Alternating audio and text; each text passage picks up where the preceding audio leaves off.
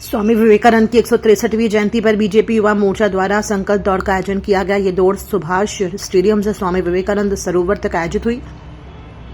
इसमें बड़ी संख्या में भारतीय जनता युवा मोर्चा कार्यकर्ता और स्कूली छात्र छात्राएं शामिल हुए। कार्यक्रम में मंत्री टंकराम वर्मा, विधायक अनुज शर्मा, युवा आयोग अध्यक्ष विश्व विजय सिंह तोमर और भारतीय जनता युवा मोर्चा अध्यक्ष राहुल टिकरिया उपस्थित रहे। मंत्री टंकराम वर्मा ने कहा कि स्वामी विवेकानंद के विचार आज भी प्रेरणा स्रोत है। प्रधानमंत्री नरेंद्र मोदी का विजन 2047 देश को सक्षम और विकसित बनाने का है। वहीं मुख्यमंत्री के नेतृत्व में छत्तीसगढ़ को भी समृद्ध राज्य बनाने की दिशा में सभी को मिलकर कार्य करना चाहिए। युवाओं का मार्गदर्शक हैं, बहुत बड़े दार्शनिक और विचारक थे।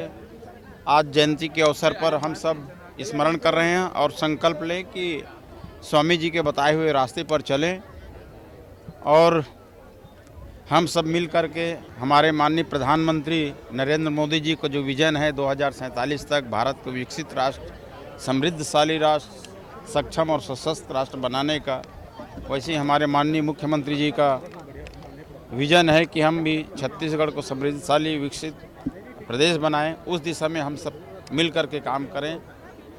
ये हमारे माननीय प्रधानमंत्री जी के स्वप्न और मुख्यमंत्री जी के जो स्वप्न हैं गरियाबंद जिले के मैनपुर स्थित आदिवासी बहुल राजा पड़ाव क्षेत्र में बिजली की मांग को लेकर सैकड़ों ग्रामीणों ने नेशनल हाईवे 130C जाम कर दिया। 8 पंचायतों के 30 गांवों से पहुंचे करीब 2000 ग्रामीण 20 से अधिक बिजली विहीन गांवों में विद्युत आपूर्ति की मांग कर रहे हैं, जिससे सड़क के दोनों ओर वाहनों की लंबी कतारें लग गई हैं। जिला पंचायत सदस्य संजय निताम ने बताया कि उदंती सीता नदी अभ्यारण्य के कोर जोन में शामिल गांवों में अंडरग्राउंड बिजली की स्वीकृति मिल चुकी है, लेकिन बजट के अभाव में काम शुरू नहीं हो सका। उन्होंने कहा कि ऐसा एक्ट के तहत अनुसूचित क्षेत्र होने के बावजूद यहां बुनियादी सुविधाएं नहीं है। ग्रामीणों ने बताया कि 8 पंचायतों में से केवल 3 में आंशिक विद्युतीकरण हुआ है, जबकि 5 पंचायतों के गांव आज भी अंधेरे में हैं। ग्रामीणों ने राज्यपाल के नाम ज्ञापन सौंपकर जल्द बिजली आपूर्ति की मांग की है। मुख्यमंत्री विष्णुदेव साय ने स्वामी विवेकानंद की जयंती पर मुख्यमंत्री निवास में उनके छायाचित्र पर पुष्प अर्पित कर श्रद्धांजलि दी और राष्ट्रीय युवा दिवस पर प्रदेश के युवाओं को शुभकामनाएं दी।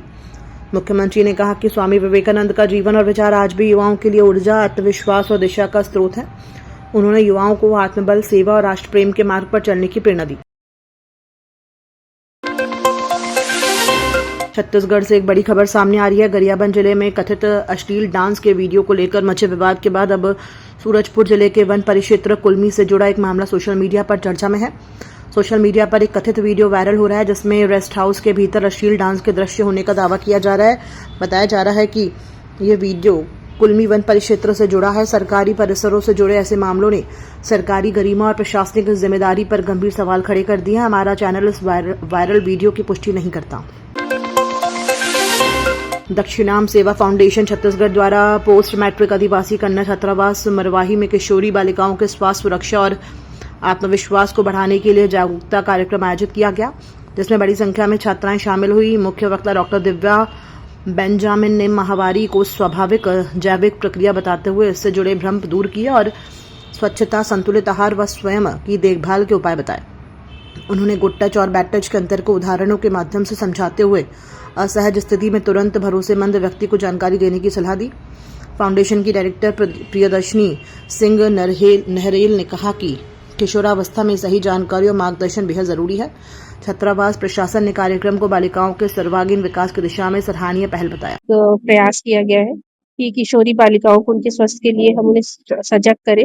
उसी तहत माहवारी की बात किशोरी बालिकाओं के साथ में करने का प्रयास किया गया है, जिसके तहत हमने स्वस्थ कार्यकर्ताओं को हमने अपनी लेडी हमारी जो सामुदायिक स्वास्थ्य केंद्र की जो हमारी मैम है उनको भी बुलाया है, ताकि उन्होंने बच्चों को इससे संबंधित जानकारी दी, उनके स्वास्थ्य से संबंधित और माहवारी से संबंधित क्या दिक्कतें आती हैं, किन किन चीजों का हम सामना करते हैं, तो हमें इन चीजों को किस तरीके से हम अच्छे से स्वस्थ अपना शरीर रख सकते हैं, इन चीजों की जानकारी उन्होंने दी। और हमने उन्हें इसके एनजीओ के तहत ही कुछ पेन और सैनिटरी पैड्स भी उनका वितरण किया, ताकि बच्चों को इनका आदत पड़े और वो एक स्वस्थ शरीर लेकर के एक स्वस्थ भविष्य का निर्माण। प्रिया मैडम ने कॉल किया और उन्होंने बताया कि एक फाउंडेशन की हम शुरुआत कर रहे हैं एनजीओ की, और उसमें बच्चों को माहवारी से संबंधित स्वास्थ्य के विषय में उनको कुछ जानकारी देनी है।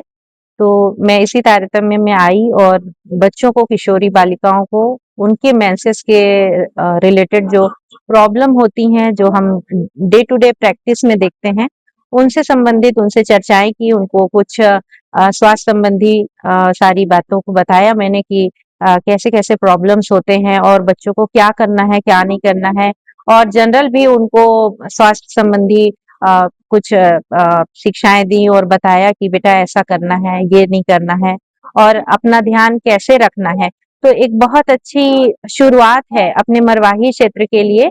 मैडम के द्वारा जो इसको शुरुआत किया गया है, ये बहुत ही अच्छा है, ताकि छोटे छोटे बच्चों को, क्योंकि हमारी बढ़ती बच्चियां हैं, ये आगे आज समाज का भविष्य बनेंगी। वर्तमान में जो बच्चियां हैं, ये आगे समाज में और हमारे देश का नाम रोशन करेंगी, और ये अभी से अगर सशक्त रहेंगी, सुदृढ़ रहेंगी, अपने ऊपर ध्यान देंगी, तो आगे को ये बहुत मजबूती के साथ में अपना ही, न केवल अपना, पर अपने पूरे समाज का, अपने पूरे परिवार का ये बहुत अच्छे से एक कड़ी और स्तंभ बन के खड़ी होंगी, जिसको बैकबोन कहते हैं परिवार की, समाज की, और ये बच्चियां खड़ी होंगी। और इसके लिए मैंने उन्हें जो भी मेरे तरफ से स्वास्थ्य संबंधी उनको जो भी लाभ पहुंच सकता है, जो जानकारी दे सकते हैं, वो मैंने उनको दिया है। उप मुख्यमंत्री अरुण साव ने कहा है कि राज्य सरकार द्वारा शुरू किए गए शिकायत पोर्टल के माध्यम से अब रामजन अपनी समस्याएं सीधे मुख्यमंत्री तक पहुंचा सकेंगे।